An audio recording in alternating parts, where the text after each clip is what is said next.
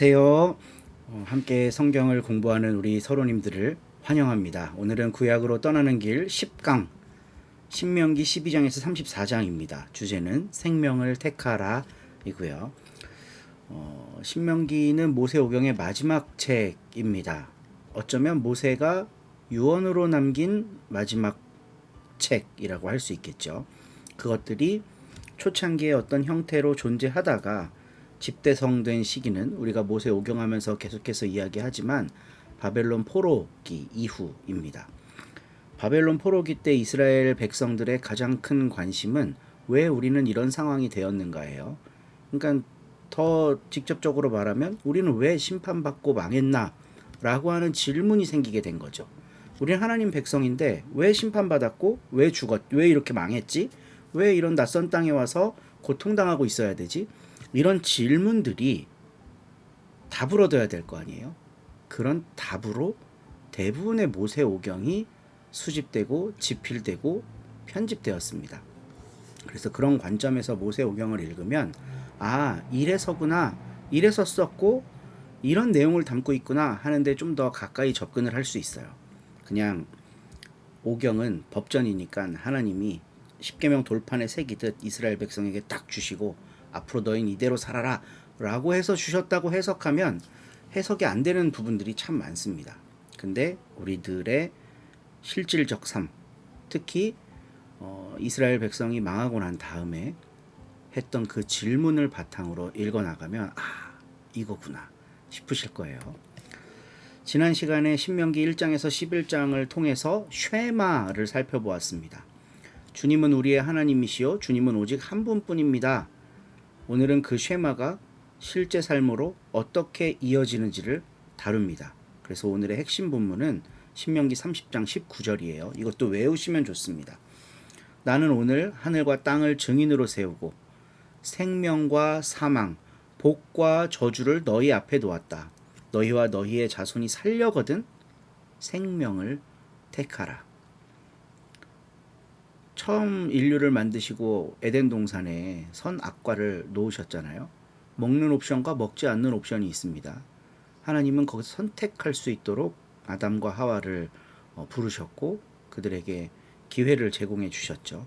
근데 그들은 죽는 길을 선택했습니다. 이스라엘 백성도 마찬가지예요. 생명과 저주, 복과 화라고 하는 길이 주어졌는데 가나안 땅에서 사망과 저주, 화를 선택하며 살았던 겁니다. 근데 그걸로 끝이 아닌 거예요. 아직까지도 이 민족에게 새로운 기회가 있습니다. 포로기가 끝나고 나면 귀환해서 다시 가나안 땅에 들어가서 살 텐데 거기서 또 생명과 복을 선택하며 살아야 했겠죠. 그렇기 때문에 이런 중요한 구절이 문서로 남게 되었다는 겁니다. 신명기 12에서 34장은 이 선택을 이스라엘 앞에 내어놓는 책입니다.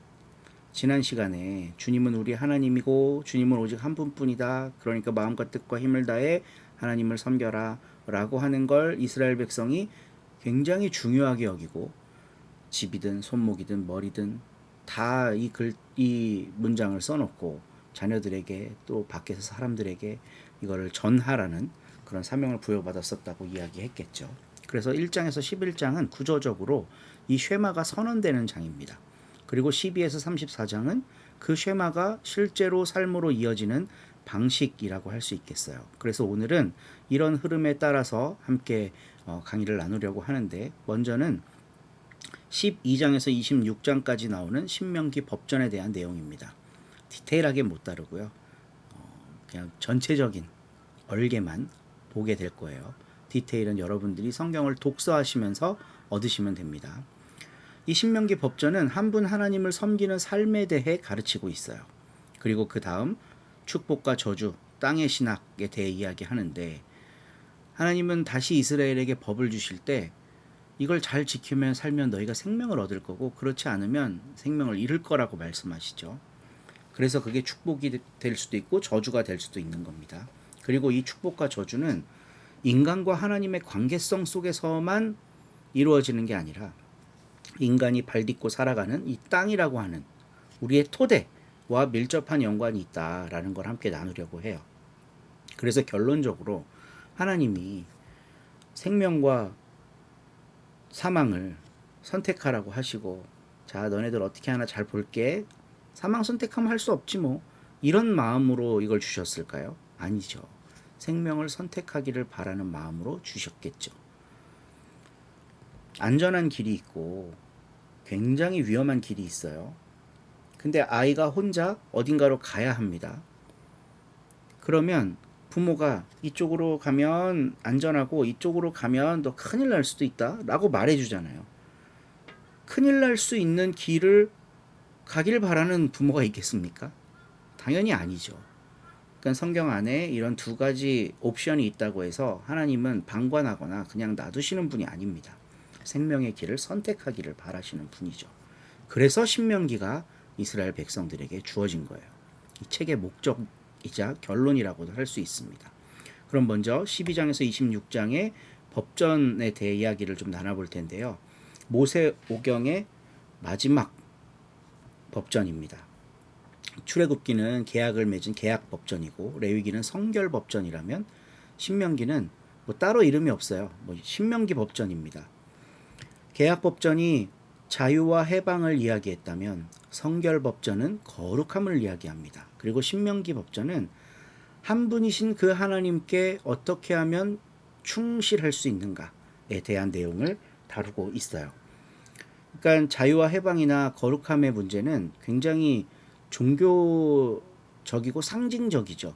근데 이 신명기 법전은 실질적인 우리 삶과 밀접한 연관이 되어 있다는 게 좀 포인트라고 할 수 있겠습니다.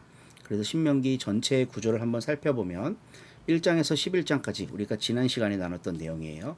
쉐마와 십계명, 그러니까 기본적인 이 법전의 성격을 선언하고 있어요.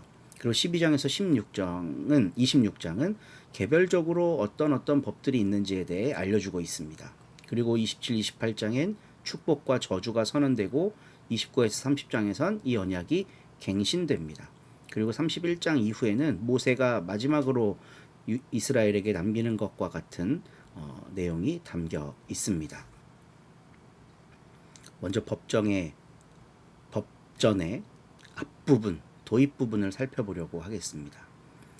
12장에 보면 하나님께 드리는 예배는 예루살렘이라고 규정을 하고 있어요.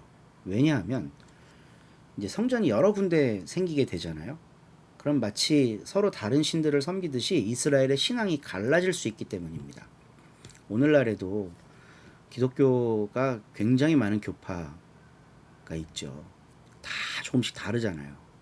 물론 이 다른 것 자체가 요즘엔 장점이기도 합니다. 다양성 속에 일치를 추구하고 서로 다르지만 서로를 인정하고, 이제 우리들의 수준이 거기까지 온 거죠. 근데 이때 당시의 세계관으로 봤을 때 다른 것을 받아들인다는 건 굉장히 어려운 일입니다. 특히 종교적으로요. 그러니까 일례로 아브라함 종교들이 돼지고기 안 먹잖아요.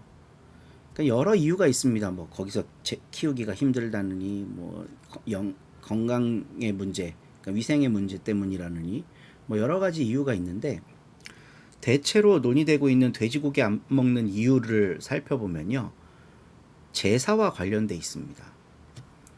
이스라엘, 그러니까 아브라함의 후예들과 버성기며 사는, 아주 갈등하면서 사는 다른 종족들이 예배를 드릴 때 돼지고기를 사용하는 거예요. 예를 들면, 그러면 이스라엘 백성들이 그들하고 싸우면서 아주 질려버렸고, 걔네들이 믿는 신은 다 틀렸고 걔네들이 하는 제사법도 이건 악한 거다라고 규정을 할 텐데, 그들이 주로 바치는 고기도 부정한 거가 되겠죠. 그러니까 제의적인 이유가 가장 크다라는 게 저는 설득력 있는 것 같아요. 그러니까 우리와 다른 신앙을 가진, 우리와 갈등하고 있는 민족이 먹는 음식, 그들이 예배 때 사용하는 제물, 이거 우리는 안 쓰겠다, 이런 방식으로 이게 발전했다는 거죠. 돼지고기 안 먹는 풍습이. 그러니까 다른 것들을 거기 돼지고기 먹으니까 우리는 원래 안 먹었는데 한번 먹어볼까? 이게 아닌 거예요. 그거를 선을 긋지 않으면 이 민족 간에 그냥 물에 술 탄 듯 술에 물 탄 듯 돼버려 갖고 민족 정체성이라는 게 사라져 버리기 때문입니다. 그래서 예배는 한 곳에서 드려라, 여기가 거룩한 곳이다 라는 예배의 중앙화를 선언하면서 법전이 시작됩니다. 한 분 하나님께 나쉼 없이 충실하라는 쉐마의 연장선이라고 할 수 있겠죠. 너희 하나님은 유일하신 분이시니 라고 쉐마에서 규정을 하잖아요. 그렇기 때문에 한 곳에서 예배 드려야 된다라는 걸 시작으로 이야기를 해요. 그리고 그 다음에 굉장히 많은 법들이 쫙 이어지는데 그냥 핵심적인 걸 살펴보면요. 고아와 홀로 된 여인이나 이방인들을 보호하라는 겁니다. 이건 사회적 계명이죠. 이들은 가부장제 사회에서 의지할 곳이 없는 이들입니다. 동족은 본래 형제를 의미해요. 이스라엘은 모두 하나님 안에서 형제들입니다. 근데 그 형제 중에 누군가가 땅을 잃고 힘들어하고 있다면 그 땅이 없다는 건 하나님께 공평과 정의의 제물을 드릴 수 없는 상황이라는 거죠. 그러면 이스라엘 백성으로서의 정체성을 유지할 수가 없어요. 그러니까 너희가 형제라면 그가 이스라엘 백성으로서의 정체성을 유지할 수 있도록 돌봐야 된다. 땅을 허락해 줘야 된다. 라는 게 이제 사회적 계명인 거죠. 이런 내용들을 오늘날의 인권 개념과 연결시켜서 이해해봐도 아주 좋습니다. 성경에서 인간의 권리는, 인간의 존엄은 하나님으로부터 나옵니다. 창세기 1장부터 나오죠. 하나님의 형상으로 지어진 인간. 그러면 이제 인간 사회가 확장이 되면서 다양한 사람들이 있잖아요. 나와 다른 누군가도 하나님의 형상이라고 생각할 수 있죠. 하나님의 형상. 그럼 어떻게 해줘야 돼요? 돌봐줘야 된다는 거죠. 특히 하나님을 믿는 이스라엘 공동체 안에서는 그게 강하게 작동해야 됩니다.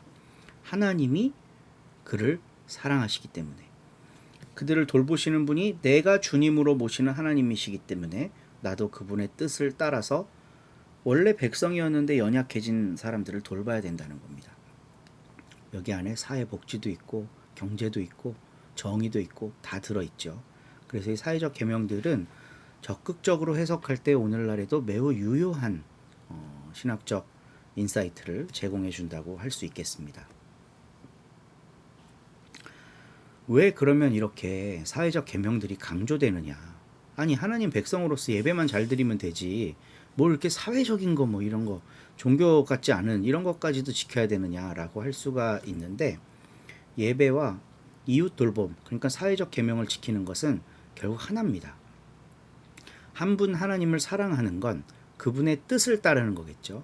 그분이 약자들을 돌봐야 된다고 생각하신다면 예배드리는 그 사람이 하나님의 뜻을 따라 약자를 돌보는 것, 이거는 분리될 수가 없는 이야기입니다. 그렇기 때문에 쉐마는 예배당 안에서만 공허하게 울려 퍼지는 고백이 아니에요. 가뜩이나 성전도 예루살렘에서만 예배드리라고 하는데 그 안에서만 지지고 볶고 예배만 드리고 이러고 있으면 이스라엘 종교가 무슨 의미가 있겠어요. 예배당 안에서 멈추어 있는 제 의의로 끝나는 게 아니라 이 밖으로 나가서 뭔가를 하는 것으로 이어지는 거, 이게 예배의 완성이라고 할 수 있겠죠. 고아, 홀로 된 여인, 이방인, 이게 이제 반복적으로 계속 등장합니다. 성경에는 고아와 과부와 나그네 이렇게 되어 있는데 이들을 돌볼 때 쉐마가 일상 속에서 의미를 갖게 되는 거죠. 오늘날에는 이렇게 세 부류의 존재만으로 모든 걸 다 설명할 수 없어요. 큰 틀에서는 나눌 수 있겠지만 굉장히 다양한 방식의 약자들이 있습니다. 어떤 사람은 재물이 많은데도 약자가 될 때도 있어요. 신약 시대에 오면 세리 같은 사람들이 그런 역할을 하죠. 뭐 이들은 재물은 좀 있는데 뭐 사회적 왕따였지 않겠습니까? 근데 예수님은 그를 제자로 받아들이고 그의 집에 가서 같이 밥 먹고 복음을 이야기하시죠. 그러니까 1세기 유대교에서는 받아들일 수 없는 존재, 이 밖으로 내쳐야 되는 존재, 그래서 종교 권력의 입장에서 봤을 땐 약자가 되어버린 이 존재들과 예수님은 함께 하셨어요. 그들을 제자로 부르시고 그들의 집에 가서 함께 식사하시고 이 사람도 아브라함의 자손이다라고 선언해 주시고 천국 백성으로 초대해 주셨단 말이에요. 한 분이신 하나님을 섬기셨던 예수님이 이 사회 속에서 약자들을 돌보심으로써 하나님을 섬기는 게 어떠해야 하는지를 보여주신 겁니다. 이건 신명기랑 아주 밀접한 연관이 있다고 생각해요. 한 분이신 하나님을 섬기는 이스라엘 백성, 이 공동체가 사회적으로 이런 법을 지킴으로써 아, 너희들이 정말 하나님의 백성 맞구나 라는 걸 증명하는 거예요. 그리고 후반부에 가면 축복과 저주가 나오는데 땅과 밀접한 관련이 있다고 서두에 이야기를 했었죠. 신명기의 축복과 저주는 땅에 집중됩니다. 하나님의 뜻에 순종하면 땅에서 오래도록 복을 누려요. 근데 불순종하면 그 땅에서 쫓겨나요. 이 땅이라고 하는 걸 꼭 기억하셔야 됩니다. 불순종하면 하나님이 하늘에서 칼날을 보내서 너희를 심판한다 이런 게 아니라 땅을 덜어내시겠다는 거예요. 땅에서 너희들을 드러내시겠다는 거예요. 이게 이집트 땅에서 가나안 땅으로 온 것과 연결지어서 한번 생각해 보세요. 이집트 땅에서는 하나님을 예배할 수 없는 상황이었죠. 그래서 모세가 처음에 바로에게 요청했던 거는 우리가 광야로 나가서 예배 좀 드리고 오게 해주세요. 여기선 드릴 수가 없어요. 밖에 나가서 드리게 해주세요. 왜 이 안에서는 못 드립니까? 내게 아무것도 없으니까요. 하나님께 어떻게 예물을 드리고 어떻게 사회적으로 하나님의 뜻대로 살아가고 내 가진 것 중에 잉여 생산물로 가난한 사람을 돕고 이집트라고 하는 그 시스템 안에서는 그걸 할 수가 없어요. 그리고 예배를 좀 드리려고 해도 전부 다 부정한 것들밖에 없는데 어떻게 예배를 드리겠어요? 그러니까 순수의 공간인 이스라엘이 오롯이 홀로 존재할 수 있는 광야로 나가서 예배 드리겠다고 한 거란 말이죠. 근데 그거는 일시적인 거잖아요. 다시 돌아와야 되잖아요. 근데 가나안 땅에 가서 우리들의 땅, 우리 민족의 땅이 생기면 예배를 드릴 수 있고 또 거기서 열심히 살아간 결과물들로 사회적인 정의를 실천할 수가 있겠죠. 근데 이스라엘이 그 하나님의 뜻을 잘 받들어 살면 그 땅에서 그 일을 계속할 수 있도록 보장받을 수 있다는 거예요. 근데 안 하면, 불순종하면 더 이상 그 땅을 사용할 수 없게 된다는 겁니다. 여기서 쫓겨나게 된다는 거예요. 그래서 신명기 28장에 보면 모든 민족들 가운데로 너희를 흩으실 것이다. 이거는 가나안 땅에 못 살게 하겠다는 뜻이죠. 그리고 28장 68절 보세요. 이집트로 도로 데려갈 것이다. 물론 이스라엘 백성들이 이집트로 포로로 끌려가진 않았어요. 이제 바벨로니아나 아수르로 끌려갔죠. 이집트는 상징적인 언어입니다. 강대국, 제국의 표현이라고 할 수 있겠어요. 그걸로 끌려갈 거라는 거예요. 그러면 다시 출애굽 이전의 상태로 초기화되는 거죠. 이집트로 도로 데려간다는 건 출애굽을 취소한다는 겁니다. 구원 자체가 없던 일이 된다는 거죠. 한 분이신 유일하신 하나님을 섬길 수 없는 상황으로 되돌려 놓겠다는 거예요. 그러니까 이 땅이 굉장히 중요해요. 가나안 땅이. 거기서 계속해서 하나님을 섬기며 살아갈 것인가 아니면 그 자격을 박탈당할 것인가의 문제입니다. 엄청나게 강력한 경고입니다. 이건 니네 그 땅 다 뺏는다. 근데 이렇게 강한 경고가 또 신명기 보면 계속 반복되거든요. 그래서 우리는 이 신명기 형성 시기가 모세가 광야에서 출애굽할 때 쓴 거다라고 하면 이해가 안 되는 부분들이 많이 있어요. 상세 법안 내용들을 하나하나 살펴보면 아 이건 되게 시원적인 거야.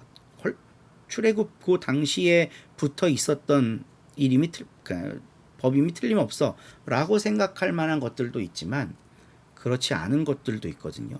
그렇지 않은 게 포함됐다는 건 최종 편집은 후대라는 거죠.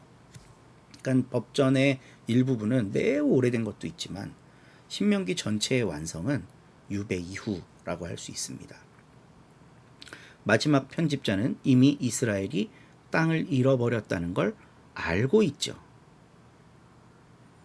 그러니까 이미 포로에 있는 사람들은 이스라엘이 땅을 잃어버렸다는 걸 알고 있잖아요. 그래서 질문한 겁니다. 왜 우리는 땅을 잃어버렸지? 이스라엘이 하나님을 잊고 다른 신을 경배했기 때문이라고 이미 신명기에 기록하고 있어요. 마치 미래의 일을 예언한 것처럼.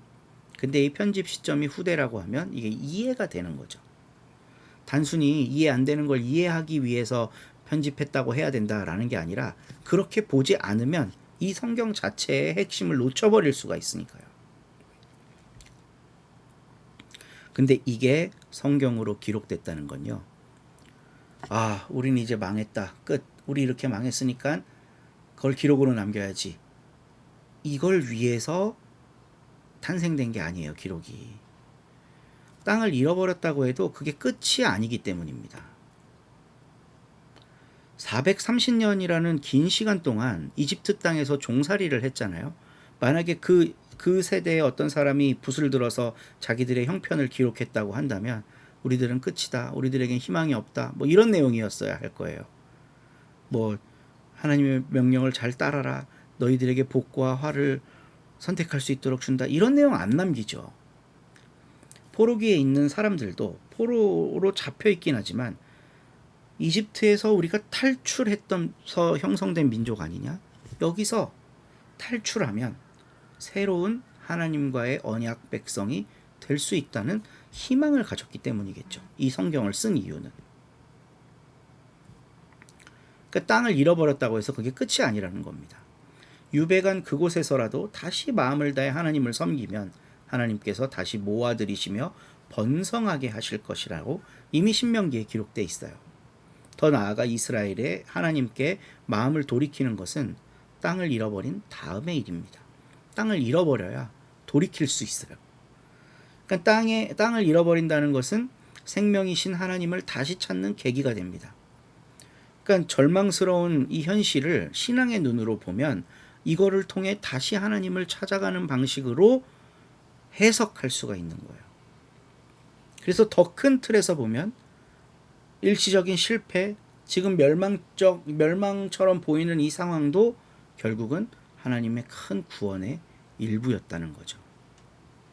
우리 2024년 12월 3일 내란이 일어나갖고 온 세상이 다 꼬꾸러졌죠. 어떤 사람은 유명 언론인은 살해당할까봐 한 주 동안 아예 칩거해서 자기가 어디 있는지 알리지 않기도 했고요. 정말 흉악한 일이 우리나라에 일어났죠.